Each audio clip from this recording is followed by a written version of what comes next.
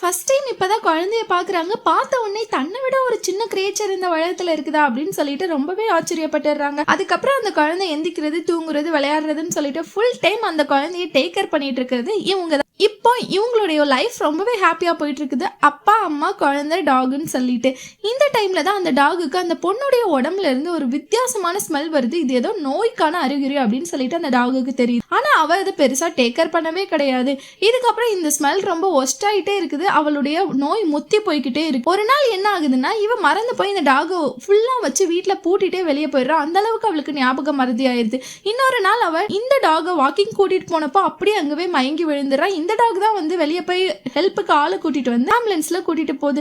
அதுக்கப்புறம் இவளுடைய லாஸ்ட் ஸ்டேஜும் வந்துருச்சுங்க. அந்த டைம்ல வந்து என்ன எப்படி பாத்துக்கிட்டியோ அதே மாதிரி என் குழந்தைங்களையும் பாத்துக்கோன்னு சொல்லிட்டு அவ இறந்தும் போயிடுறா. இந்த மாதிரி வீடியோஸ்க்கு நம்ம சேனலை சப்ஸ்கிரைப் பண்ணுங்க. Tata, bye bye. உங்களுக்கு டாக் பிடிக்கும்னா கண்டிப்பா கமெண்ட் பண்ணுங்க.